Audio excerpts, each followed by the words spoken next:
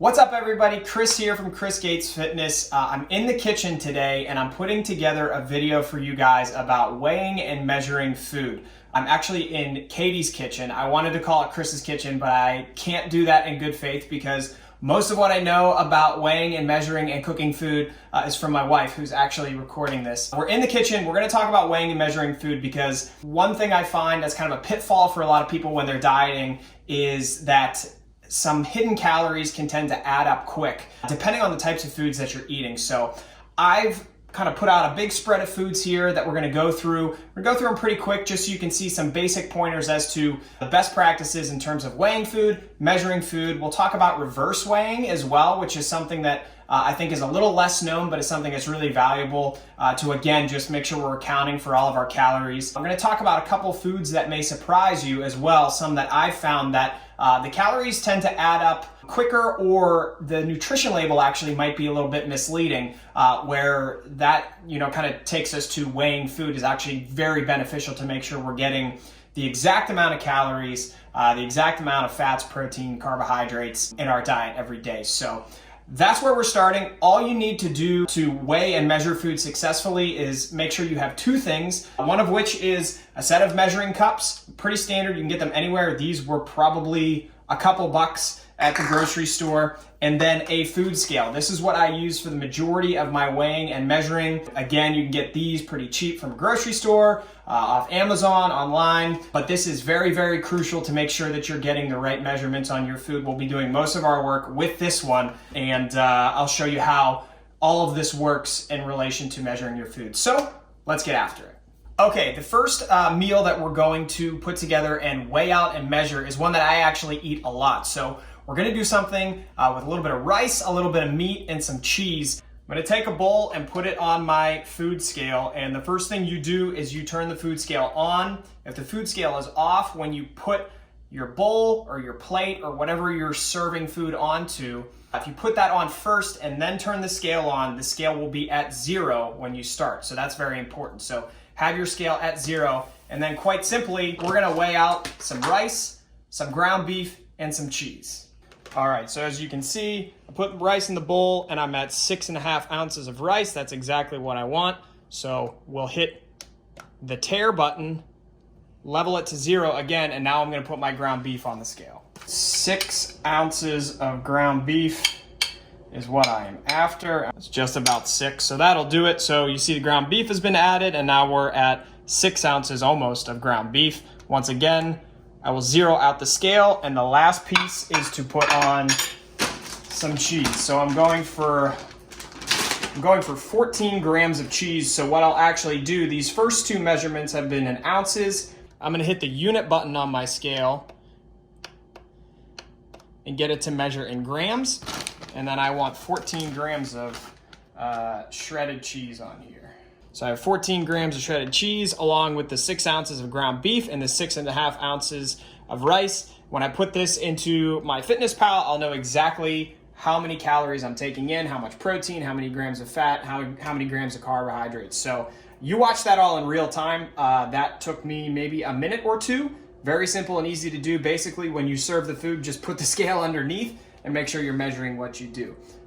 That's the first meal. I'm gonna take you into some other things that we measure, some techniques, and also show you some things that may surprise you. All right, the next food that we have is an apple, and I wanna weigh it to kind of show you guys a technique that you can use. And now we're getting into the territory of how do we account for our calories? Are there hidden calories, or are we maybe tracking too much for our calories? So the example here is an apple, and if I put it on the scale is zeroed out at 0. I put the apple down, and you can see I have 175 grams for this apple. The problem is you don't actually eat the entire apple. So if you put 175 grams down for your apple, you're actually overestimating the amount of food that you're eating. The fact of the matter is there's an apple core that we're not eating. So when you're done eating the apple, if you really want to get things exact, you can put the apple core on the scale. And as you can see, there's 20 grams of this apple that we didn't eat. So this would really be logged as 155 grams as opposed to 175 grams because of the part of the food that you're not eating. This is similar with something like, I guess fruits are a good example because banana has a peel, an orange has a peel. If you put that on a scale and you measure it, you're actually consuming less than what the scale actually says. So to be exact, you have to just take these little steps. And for something like an apple, that's not all that complicated because you weigh the apple at first. It takes that much time to do it. Record what that says. You eat the apple, and then before you throw this away, you literally put that down and see what the scale says again. It's pretty easy. It's one extra step that takes you an extra 5 seconds, but it'll help you know more exactly how much food that you're taking in. Okay, another food up for weighing here is just a jar of mixed nuts, something that's common that people probably like to snack on. These are a food that can really add up quick, and I'm going to show you how quickly they can add up. Normally we talk about, I just grab a handful of nuts. If you look on the back of the nutrition facts on this tin, one serving size is 1/4 of a cup. More exactly, it's 28 grams. Now, what I would recommend for all of you out there watching is if you have the opportunity to measure it in cups or measure it based on weight, I'll tell you to always measure it based on weight because weight is going to be exact. If you do 1/4 of a cup, it's probably a little bit different each time if you actually take a cup or pour it into a measuring cup, just because it's not always an even amount that gets into that measuring cup. Now, this says that's 170 calories. I'll show you the nutrition label here for 28 grams, 170 calories. And obviously, since these are nuts, they're very high in fat. That's 16 grams of fat, so it adds up quick. Now I have this clear bowl on my scale. I have it set to grams, and I'm gonna do a handful of nuts just because, again, that's something that we often reference a lot. And put this in here. That was very close. That was 26 grams. There we go.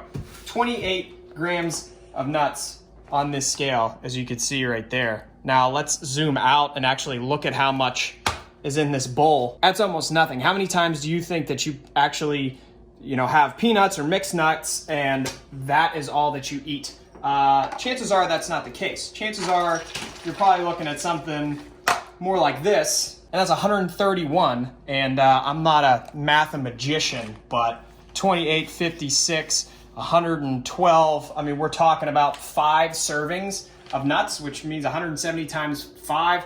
I can't do the math. You can do it. That's a lot. So this is a ton of calories. This is probably more like what you normally eat, not 28 grams. This adds up extremely, extremely quickly, and it's something that you need to be aware of. All right, now let's talk about a combination of foods that we normally put together. And I'm talking about bread and peanut butter. These are 2 foods that will potentially surprise you in terms of the amount of calories that they add up to being.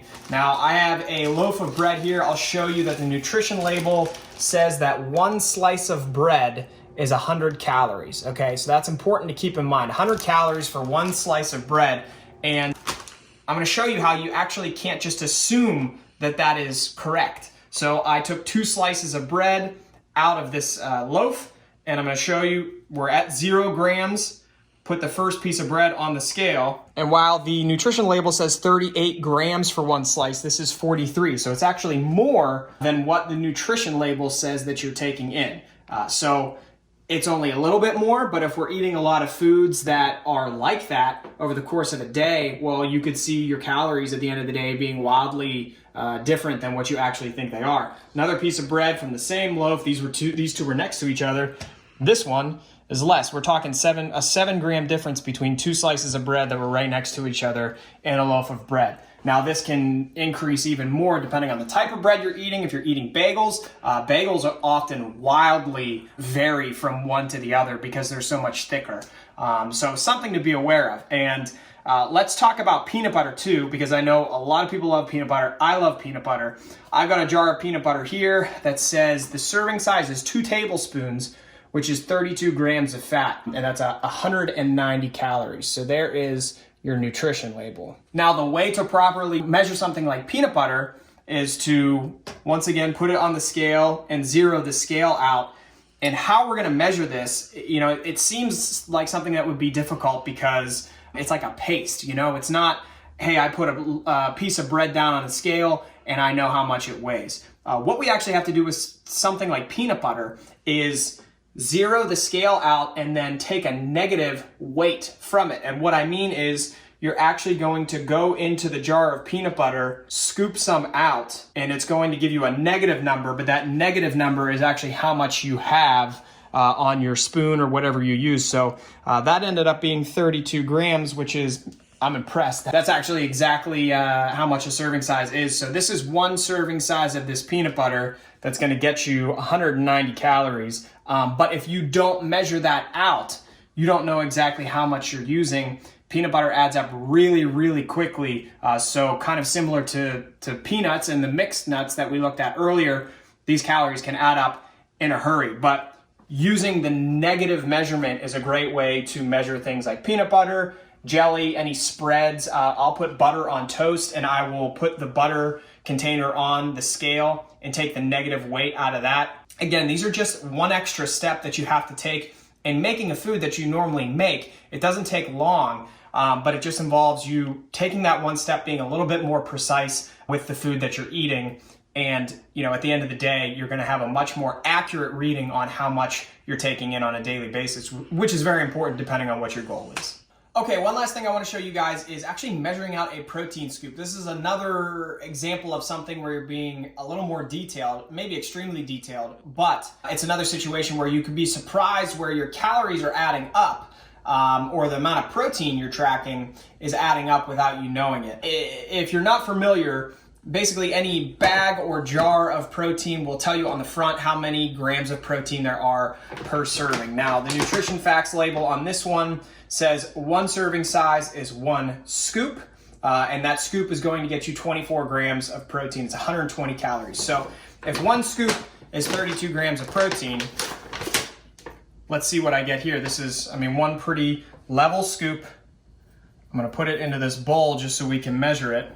And what you see is one level scoop is actually 36 grams. So I'm getting a little bit more protein and a few more calories than I, initially would think if I just recorded what was on the actual nutrition label. And let's be honest, I think when we're doing protein, a lot of people aren't doing one very finely leveled off scoop. Oftentimes, we're looking at a scoop that is maybe a little more mounded like this. So if we pour something like that in there, I leveled it off, and we're looking at even a few more grams. And that was probably a conservative mounded scoop. So even little things like this with foods that you assume are healthy or a supplement that you assume, they give you the measuring device for it, it's not going to be 100% accurate. If you want to be 100% accurate or get a better idea of how many calories you're taking in, you really should be weighing and measuring your food. Okay, so that's a wrap on this video. I tried to just get some foods that are commonly used or are good examples of